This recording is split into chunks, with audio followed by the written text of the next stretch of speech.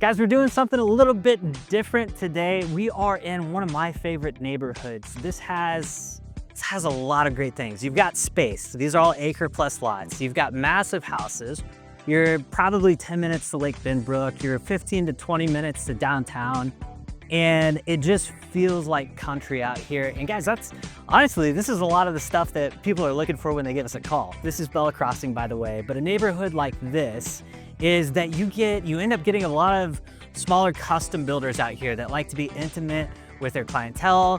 They're not always like these big, robust companies that build nationwide. You're gonna see a lot of different stuff. And out here, I've been in this neighborhood for 10 years. I've seen it when there were no roads here. This was just hills. And I've seen a lot of homes out here, and they go from, we've seen a lot of flops all the way up to some home runs and some things that'll just blow you away, like steam showers. We've seen people put in just immaculate backyards here, right? We're talking about houses, but yard space is huge. And then we've also just seen some really grand things that they put into these homes. And so if you are thinking about making a move out here, whether you want to buy an inventory home or you want to build, we're going to be talking today about all of those things that are going to be important to you. And even more so than that, we like to know all the builders in the area. And with a lot of these being smaller builders, one of the best ways to do that is pick up the phone and talk to them. And so today we had walked through this house and I'm like, man, I love so many of the things that this builder is doing. So we called them up. We said, hey, will you meet us out here and actually walk us through your house, talk about your process and all that kind of stuff. So we're going to bring that to you today. And then afterwards, we're going to talk a little bit about pricing and all that stuff if you do want to make your move here. So let's get going. Corey, thanks for meeting with me today. And Tom, thanks for coming out, brother. Let's take a look inside. All right. So one of the things that we want to cover today, and I'm very happy that you came out and did this with us, is number one, if you're building or if you're going to build or even buy an inventory home that's kind of in that luxury price point, what are the things here that, number one, you should expect to see? And then I guess, what are the things that you guys do that set you apart? So if somebody is looking and they're like, hey, maybe we do want to consider FourLight Construction, is that the right route for us? So anyways, we're going to take a little tour of the home together, talk about some of these things, and go from there. So the first thing I noticed, I've been through this house a couple times. Yep. And the kitchen is absolutely fantastic. There's a lot of things that you did in this house that people are looking for, and we'll get to that in a minute. Yeah. But I think let's talk about the office first, because you've done a lot of really cool stuff in here, and we'll make our way all the way through. So a lot of times offices, you just get like a tiny box. And in here, you've done a lot of cool things. Like you've vaulted the ceilings, you've put in different built-ins. What's your thought process behind that? So obviously we want the office to be a place where, number one, you're not completely secluded from the rest of the house. So we tried to implement these 12 light doors here, so you still have plenty of natural light coming from here, coming from there. You can kind of see out if you need to, just have a little bit of access, but still private. Also really think through the setup of this office. This is intended to have a grand desk in the middle. You sit behind it. You've got plenty of space here behind you. These cabinets actually are built to be file storage. They're also super deep. You can put a lot of things in there. Features on the bookshelves, you can put lights and decorations and whatever else. Just trying to give it room to have personality, but also be a very, very functional space. Okay, and we did talk before this a little bit. You have a good architect and a good designer behind you as well. Sure do. And so, because you were like, hey, if it was up to me, this house isn't going to move in a tornado, but you know where your strengths are. And so that's true. Yeah. So if somebody were going to build with you, they're going to be working with your team, right? Yes. Yeah. So historically what we've done is I have a designer who's very, very good at design. I've got an architect who's very good at architecture. I am not a jack of all trades. I'm a master of a handful of things. I'm really good at some things. And other things I have to leave to the professionals. So we work really diligently to be meticulous in our paint selections and just the way we design things for the sake of the flow of the house and for the family that lives there, to make sure it's efficient and effective for them. Love it. All right, now we'll make our way back out here, and to our left here is one of the first bedrooms. And one of the things that we found out here is basically every bedroom has their own ensuite bathroom. That's right. And that's typically something you're going to see if you're building in a luxury community like this, right? A lot of times, but surprisingly not. Actually, I've toured several homes in this neighborhood. This is not a slight at any other builders, but they build a niche. They have their specific thing that they want to do, but ultimately, I'm building for families. My goal here, it doesn't matter if you're a retired family and you have kids over for holidays, or whether you're a work from home family that you're here all the time. Yeah, so not all of these have their own bedroom or bathroom ensuite, right? But yeah. Well, so actually that's my wife on the phone, and the whole point of building these homes is I'm trying to build it for a family like mine. I've got 4 kids and a wife. We need room to spread out. And so I know with my boys, if they don't have their own space, they don't have room to spread out a little bit, it gets a little bit chaotic. So I sort of build these homes with my own paradigm in mind, but also try to be general enough where it fits everybody's needs. Love it. And speaking of which, the bathroom back here is phenomenal. This is the master suite. We'll get there in a minute. But one of the things is we walk into the living room here, a couple of things. Number one, over here by the front door, this is so often, number one, this is real wood. Yeah. Which is, like, I'm not seeing as many builders do this anymore, so I love the fact that it's real wood. It's a little bit more expensive, right? Quite, yeah. Yeah, so that's why a lot of builders don't do it. But I think it's a great look. But the fact that you did like a herringbone pattern here, so many times you have these luxury builds and it's just like everything goes one direction. What was the thought process here? So obviously we want to implement some design elements in the home that are not just your typical design features. So my flooring installer's phenomenal. He loves to do special things. Sometimes we do herringbone. We have other things that we can do, kind of specialty designs that really set it off. Kind of depends on the flavor and the taste of the particular home. But we did 4-inch white oak wood plank in here. This is all nailed down, hand scraped hardwoods. And we do that for a few reasons. Now, you could go engineered, you could go vinyl. The vinyl plank they make a decent product, but it just doesn't have that luxury feel. Even just the simple walking on it, it just feels cold to the touch. So wood brings a lot of warmth. It brings a lot of natural elements and vibes to the house itself. And then on top of that, if something were to happen, it's fairly easy to fix it in the long run, unless you have something catastrophic, in which nothing is going to really last that. Is not going to survive that. So having this here is durable, it's long lasting, it's an elevated look, and we do it in all of our homes. I like it. I like it a lot. And a lot of people might miss this because when they walk in, this space, pretty breathtaking, honestly. Like, you've got so many windows going on. You've got these vaulted ceilings. You've got these wood beams that look fantastic. And of course, you've got this fireplace here, which is wider than most, right? So what's your thought process on this? So this particular home, because this was a custom plan that you guys came up with, right? Yes. So this is this home is the first time this has ever been built. This one is what we call Texas modern, kind of hill country modern. It's not necessarily a modern home. It's definitely not. It maybe gives homage or nods towards the farmhouse modern, but it is not a farmhouse modern house. So we're kind of looking forward past that. I'm trying to give some features that are timeless, but that also give a lot of character, a lot of depth, and then warmth. I'm a big fan of wood, mixing in the wood. So we've got all the wood corbels outside. We've got the wood beams in here, the wood mantle. I love adding splashes of that in and around the house. So I agree. I'm in the same boat. So this is something that's become very popular, these huge sliders here, right? So like if you're entertaining, and I think this slides as well, doesn't it? It does, yep. Comes open.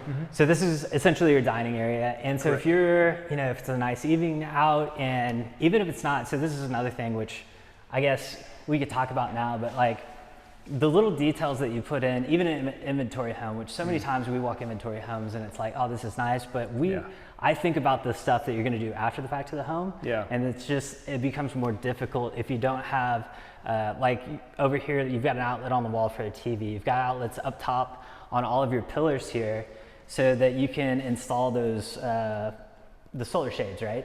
The motorized ones, which do you have these at your house? I don't have it in my house, but so I'm actually getting ready to build my own home, my own custom dream home that I've been in the plans for a long time, and I will have those at my house. Okay, so like one of the things that, like, there's a lot of things. In Texas, we have bugs. So if you're not from Texas, especially if you're anywhere around a lake, even if you're not, there's a lot of bugs, mosquitoes. So number one, that helps keep them out of your patio space. So it's usable more times out of the year. And then number two, we're gonna move a little bit because there's a lot of light. And number two, you can it actually helps with climate control. So if you put a heater or some kind of, swamp cooler or something on the patio, it can actually drastically change the temperature out there, which it gets hot in Texas, right? Sure does, yeah. So I love the fact that you did that.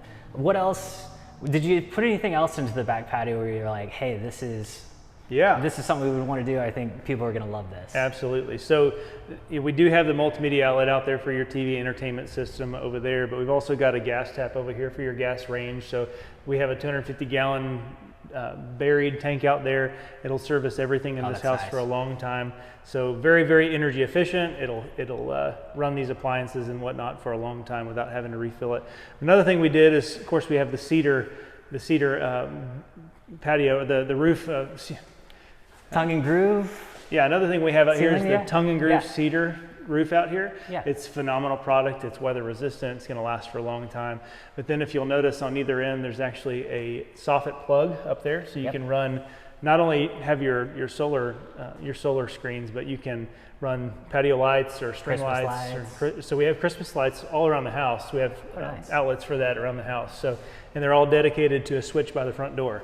So ultimately, when you have all that strung up, you can just go over and turn it on and off just at the click of a button. I'm gonna double click on one of the things you mentioned. You buried the propane tank. So like out here, it's pretty typical that you just get like a 120-gallon tank sitting behind your garage, kind of an eyesore. Not that you're gonna be looking behind the garage all that often, but that is a nice feature as well, because if you're gonna put it in a pool with a heater, you definitely wanna have that bigger tank. Yeah. So again, that's just like one of the little things that a lot of builders don't do, which is nice. Like you didn't have to do that on an inventory home, but you did, right?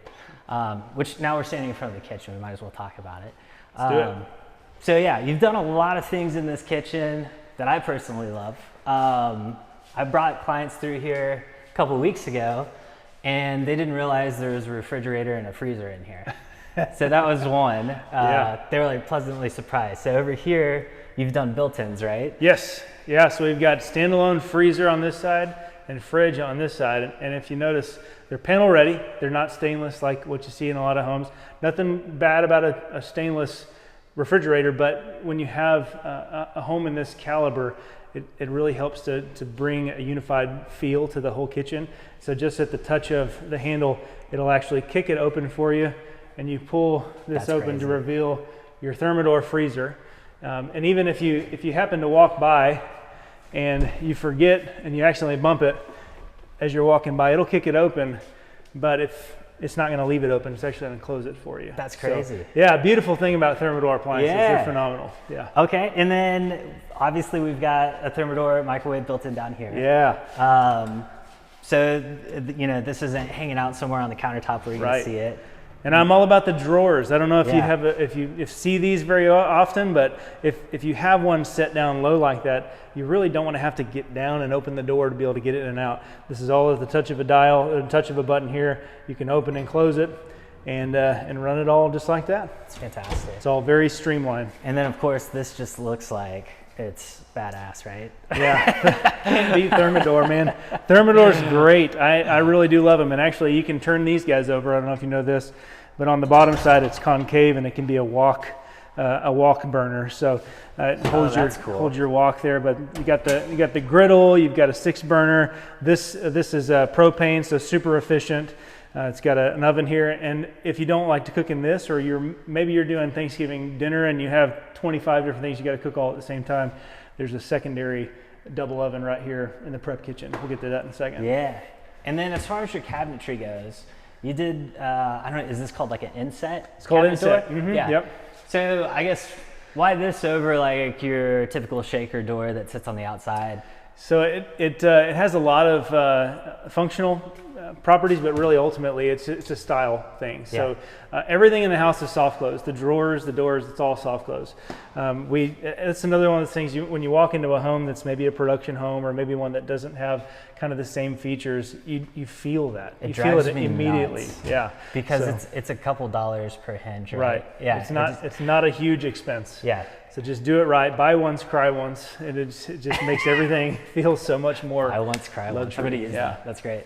And then over here, this is really cool. This is the first time I've seen this in a inventory home, but this actually opens all the way up. It does. You want me to do it now? Sure. Yeah. Let's do it. Let's give it a shot. So you twist that guy, twist this, and this will all open up, collapse completely, and give you access to the back porch. So you can actually serve people. And the first time I was like, I felt like you missed on this because there was the first time I came out here, you didn't have the countertop. Now there's a countertop. So that's right. You can have little bar stools out here. Yes. And so if you're having, or even if it's, just the family at home and the kids are, maybe you get a pool put in, right? Yeah. It's like, hey kids, lunchtime, That's right. You don't have to be walking around and all that to get to them. So when we put this in, the vision for that was, if I'm out there smoking a brisket, just having that thing open. First of all, you get hand me a tray. You get the smell of the brisket wafting in the house, and then on top of that, you just get it out and you just pass it right through the window. Love and that. People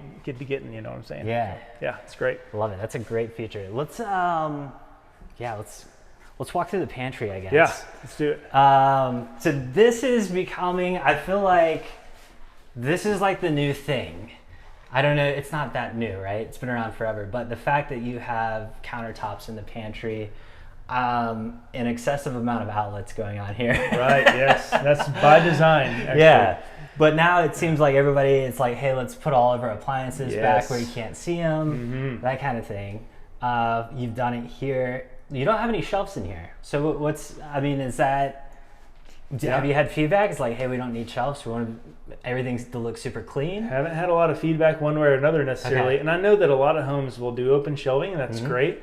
But man, this just makes it so clean. Yeah. I don't mean to block you off here, but these are 14-inch counter depth, so you can put anything in there, and it's tucked away. You're not gonna, if you ever have guests over and these doors are not completely closed, you're never gonna have to worry about what they're seeing when they walk past here. Other than your 6 or 8 appliances that are in here and not out there in your kitchen making a mess. So. And I love the fact you even did uppers in here. And you did under cabinet lighting as well. So yeah, I'd love to see all that. Yeah, the Zalige tile, and we really tried to make it flow with the kitchen and kind of be with, have the same elements as that, pulls it into it without being in the same space. So it gives a lot of separation for keeping the clutter out of there. Love it. And then that brings us to this area. Yes. Which, what would you call this? It's a prep kitchen or a butler's pantry. It's kind of an extension of this. It sort of falls in a mid-range because it is connected to the kitchen. It's also connected to the pantry, so it's sort of a hybrid here. But you've got more ovens. Yeah. Another sink. Like, to me, this would be the bar setup or the coffee bar. You've got an ice maker, which I love. Dude, just good job. Thanks, man. I appreciate that. I don't know if we need to talk about it anymore, but Thermador is the luxury line for Bosch. So these are all going to be under the same warranty, under the same company. We really try to make sure that is contiguous throughout the whole home, so that way there's one call if something goes out. They're not having to call 10 different places. Yeah.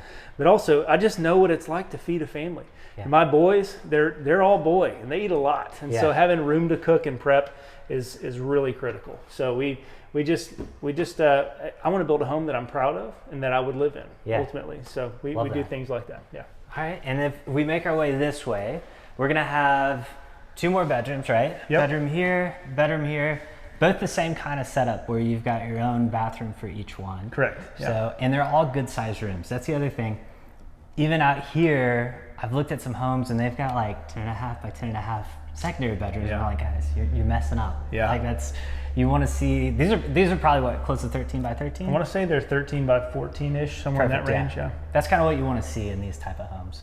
Yeah. And then if we make our way through here, this is definitely a mud bench for somebody with a lot of kids. Yeah, absolutely. I'm starting to see where you're coming from. So this is a really good size. And so is your laundry room here, which is, again, is there tile going to go here? So this will be painted. It's going to be painted. Painted backsplash, yeah. Okay, cool. Right.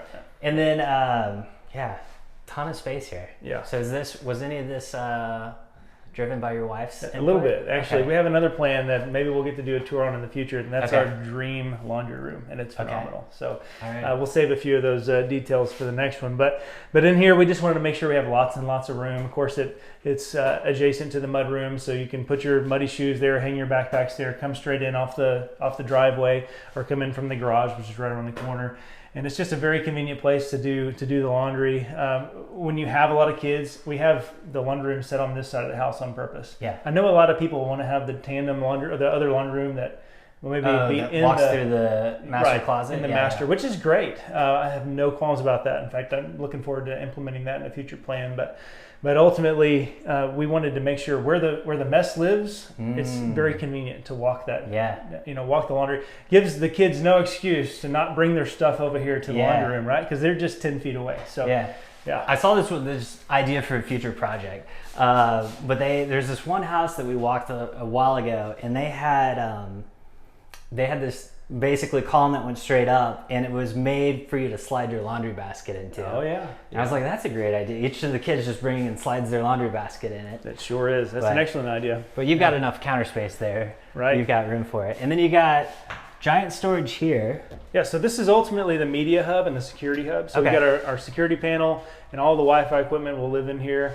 Got access points throughout the house. That way you have very easy one stop for your internet people. They come by, they hook it up all in here, and then it shoots everywhere in the whole house. I mean, it's a big house, it's long. So making sure you have as good a Wi-Fi on that side as you do over here is really important. Perfect. And then right back there is the 3-car garage.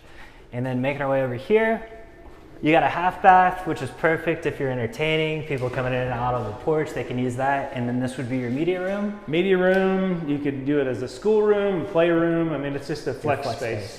So having this, but it's very efficient space. There's nothing that's crazy cuts or whatever. It's a great use of the space, but you could absolutely put your media on that wall. It's actually built to have it on this wall, but you could project over there. Sure. There's just a lot of options here in this space. It's just an efficient use of an extra 18 by 18 room, or however big this room is, something like that.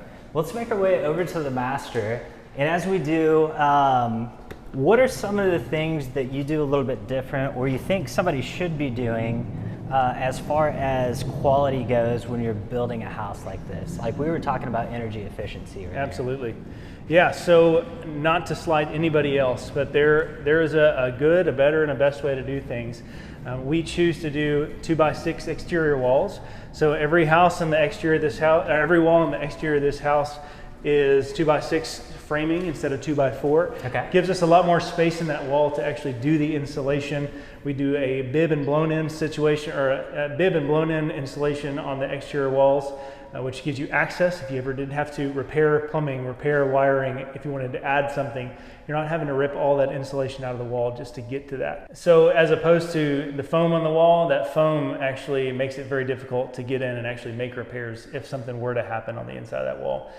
We do a different insulation technique on the roof line though, which makes it incredibly energy efficient. We do foam, complete foam encapsulation on the roof. So not only do you not have anything sitting on your ceiling, which is great, but the whole attic space is completely insulated. So you don't have a hot attic like in the middle of the summertime. The temperature differential between your house and the attic is substantially different than if you just had that cellulose blown in sitting on top of your ceiling. So with it done that way, and this is about a 4,000 square foot house, like what would you expect like the energy bill to be?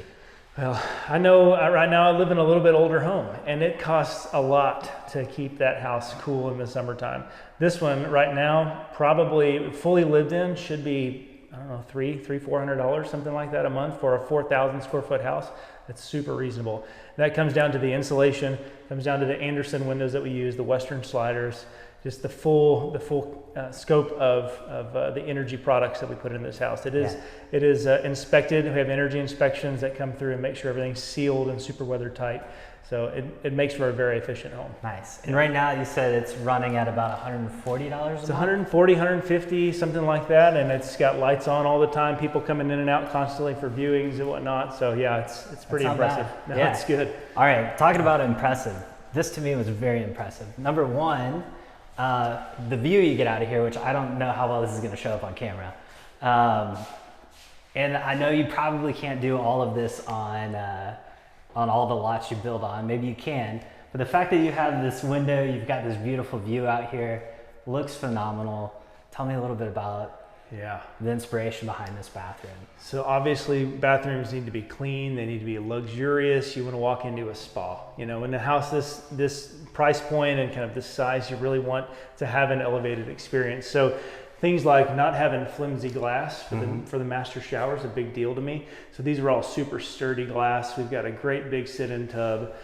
Lots of light fixtures that all go together. And then my absolute favorite part, and I don't know if you've actually recognized that this is dedicated for this, but this is your ensuite master bathroom coffee bar. Dude, I love this. So it's intentionally designed to be a coffee bar. So there's a water tap that is down underneath that. We're gonna end up drilling a small hole in the top of that. And my goal is to actually situate a commercial grade coffee maker of some kind that automatically stays filled up. You just have to walk in from your bedroom to the bathroom in the morning, pop a cake up in there, make yourself a cup of coffee. You're not having to walk all the way across to the kitchen and waking the whole house up. The clients that I showed, they were like, what is this? And I was like, this is efficiency in your life. Yes. You know, you no longer have to walk all the way out to get that cup of coffee in the morning. Yeah, so. when people see it, they think, why have I not done this before? And then they have to do it in every home moving forward. I also like that you put lighting underneath these shelves. So many times, like, people float this and it's dark here. I love that you did lighting like that. Yes, sir. And then master closet. Let's talk about this because we walk a lot of homes and we'll walk big homes, and then a lot of times the closets are half the size. Yeah. So what was your thought here? Who has the most? Is it you? Your wife? What's going on here? You know, if it were up to me, I would probably fill up right here and I'd be just fine. But my wife, she would own that, and she would own all of that. Are these for shoes or purses? Or? Yeah. So when I was designing this with my trim guy, my millwork guy, he said, man, we've got to do some shoe boxes. And I thought, well, we'll do a few. And then we kind of came up with this, and then he built it, and I thought, holy moly, that is a lot of boxes for stuff.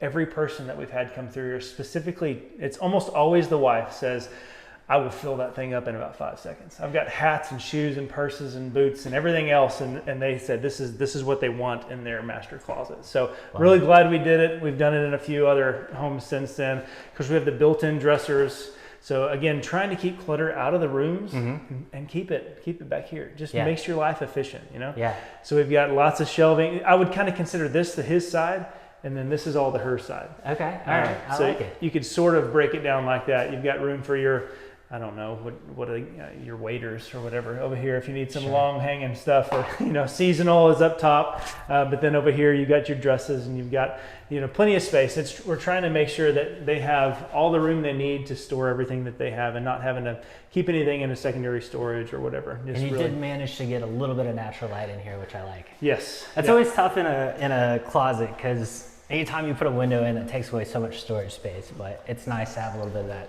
natural light. There's plenty of storage space in that closet. Oh yeah. So it doesn't detract. So if somebody is looking to build, and they're like, man, I like everything Coy is saying, what does the process look like? If they, I guess one, if they don't have a lot yet, or if they do have a lot, I guess what does the process look like if they want you to build? Absolutely. So we do generally keep a couple of lots in inventory just in case somebody does want one. We choose really important strategic developments. We don't just buy anywhere that there's a good deal. A lot of developments, they either don't get good traction, or they're not going to get the comps that you want to really make your investment financially. I guess a long-term vision for that, it would not be the best move for you possible. So we try to find those developments that you are going to get a really strategic lot and a great development for a great price. We don't really mark those up. We'll just transfer that over to you, generally speaking. And then we can either build you one of our existing plans, or you can bring your own plans to the table. Either way is fine with us. If you bring your plans, we'll take a look at them, be really strategic on how we plan to move forward.